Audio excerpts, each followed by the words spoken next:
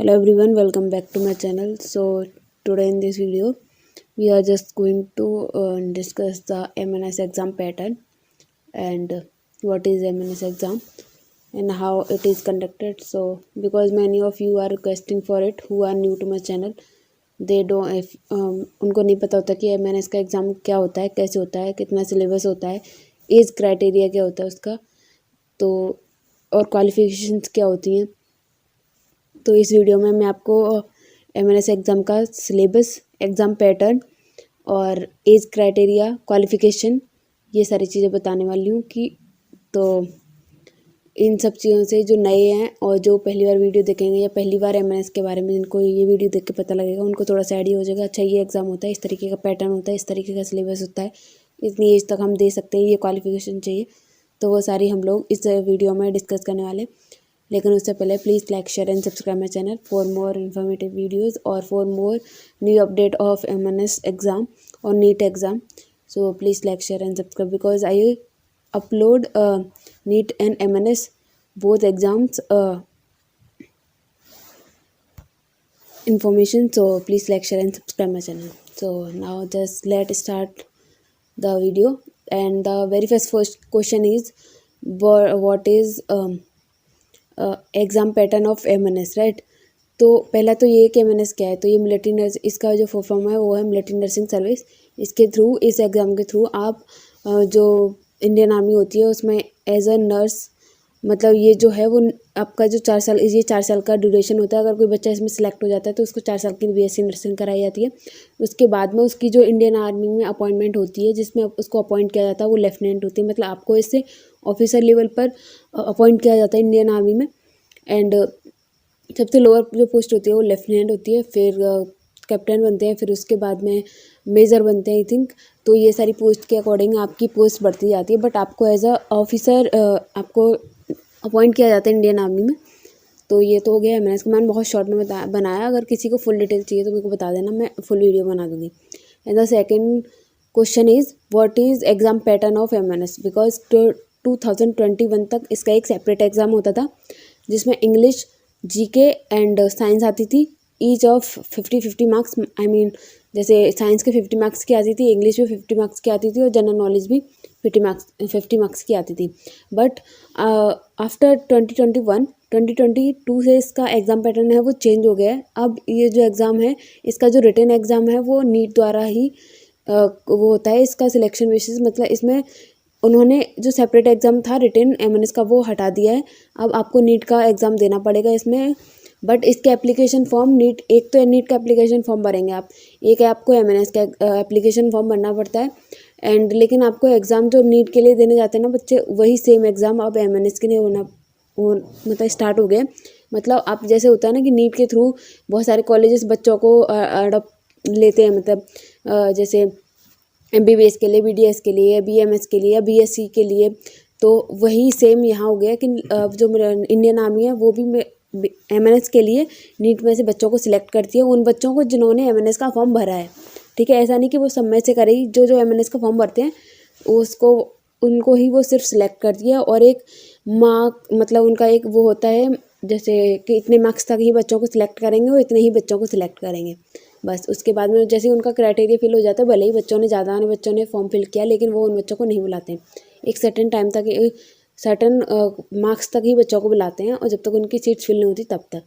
तो exam pattern तो same as NEET, आपको नीट का एग्ज़ाम देना पड़ेगा, वही MNS का रिटर्न एग्ज़ाम है। ठीक है। सेकेंड आता है कि एग्ज़ाम सिलेबस क्या है ना। तो एग्ज़ाम सिलेबस, बिकॉज जो रिटन एग्ज़ाम वाला जो सिलेबस है वो सेम है जो नीट का सिलेबस है।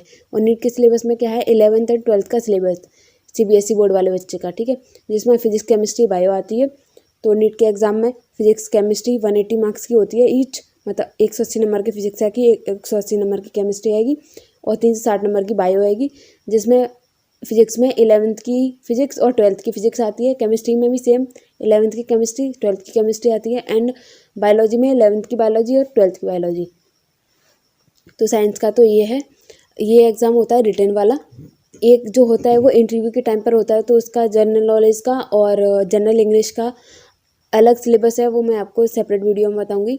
इसके बाद ही जस्ट अपलोड कर दूंगी, है ना। और फिर आते हैं, अच्छा एग्ज़ाम पैटर्न हो गया, एग्ज़ाम सिलेबस हो गया, फिर आता है एज क्राइटेरिया कि मतलब इसमें एज कितनी होनी चाहिए। तो इसका एक फिक्स ड्यूरेशन है कि 17 मतलब 17 साल से आप इसको सिर्फ 24 साल तक दे सकते हो, राइट।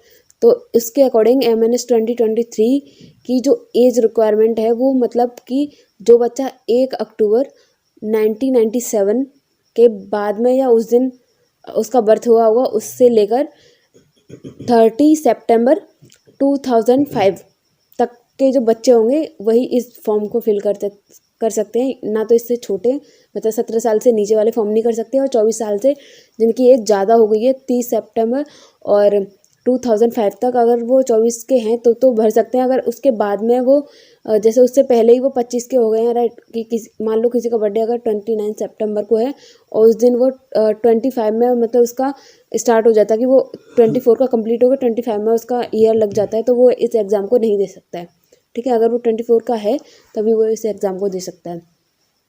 तो ये हो गया उसका एज क्राइटेरिया। देन आता है कि आपको मतलब क्वालिफ़िकेशन क्या क्या हो सकती हैं आपकी, है ना। और इस तो उसमें क्वालिफ़िकेशन में आता है, एक तो आपने 10th पास करी हो, 12th पास करी होनी चाहिए, या फिर आप अपीयरिंग होनी चाहिए, बिकॉज नीट का एग्ज़ाम तो 12th अपीयरिंग भी दे सकते हैं।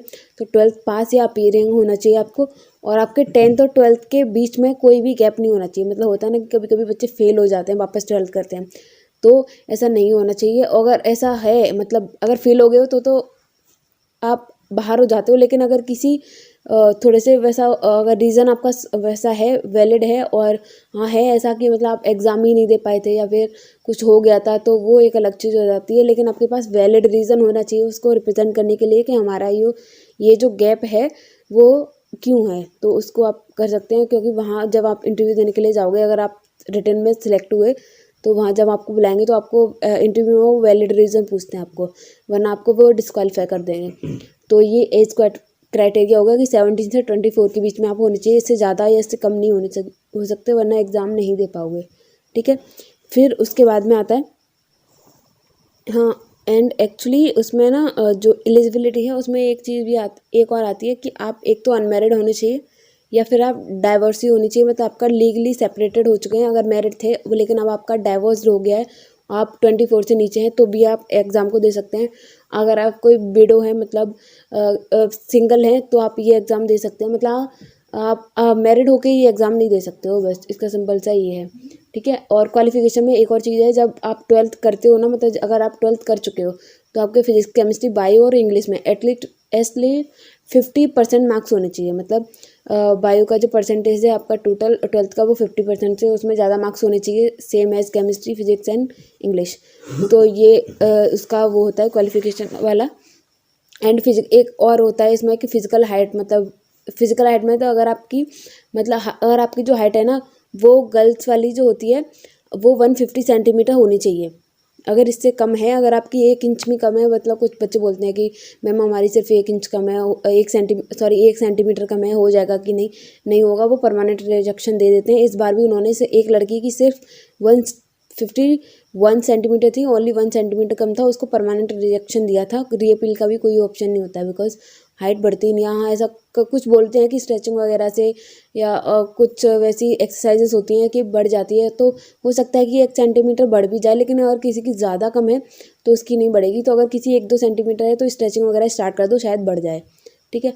और हाँ ये था। अगर हाँ लेकिन कोई अगर जो हिली एरिया से हैं, नॉर्थ ईस्टर्न एरिया से जो होते हैं ना, उनको थोड़ा सा रिलैक्सेशन मिलता है। उनको शायद आई थिंक उनका 147 सेंटीमीटर है, और हिली एरियाज़ वालों की थोड़ी जनरली भी हाइट कम होती है, इसलिए उनको थोड़ा सा दिया हुआ है।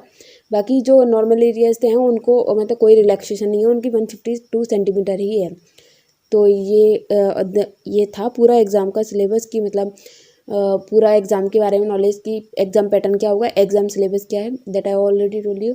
एज क्राइटेरिया भी मैंने आपको बता दिया, एलिजिबिलिटी भी बता दी, एंड क्वालिफिकेशन भी मैं आपको बता चुकी हूँ। एलिजिबिलिटी में वही आता है कि 12th पास होनी चाहिए, अनमेरिड होने चाहिए, है ना, और सिंगल होनी चाहिए, और हाँ यही सब है। तो ये सब आप अगर आप इन सब कैटेगरीज में फिट होते हो तो आप एमएनएस का एग्ज़ाम भर सकते हो। जैसे ही एप्लीकेशन फॉर्म आएंगे मैं आपको उसकी एक सेपरेट वीडियो बना के बता दूंगी कि अच्छा अभी ये एमएनएस के एप्लीकेशन फॉर्म रिलीज़ होने वाले, नीट के तो शायद आने वाले कुछ दिनों में, तो आप वो भर देना बिकॉज नीट का भी मैंडेटरी है तो वो भरना पड़ेगा आपको। और एमएनएस का तो है ही मैंडेटरी, अगर आपको नीट नहीं दोगे तो एमएनएस में मतलब कोई चांस नहीं है बिकॉज सेपरेट रिटर्न एग्जाम उसका अब हटा दिया, अब यही नीट के थ्रू वो बच्चे सेलेक्ट करते हैं। ठीक है, तो that's all for today. So thank you for watching this video. I hope this video has helped you who was asking, and so thank you very much for watching this video. Please like, share and subscribe my channel for more informative videos. And अगर आपको किसी और topic पे बनवानी है जिससे related तो please मेरे को कमेंट सेक्शन में बताना, मैं उस पर बना दूँगी। ठीक है, so that's all. Thank you for watching. Take care, stay happy, stay safe.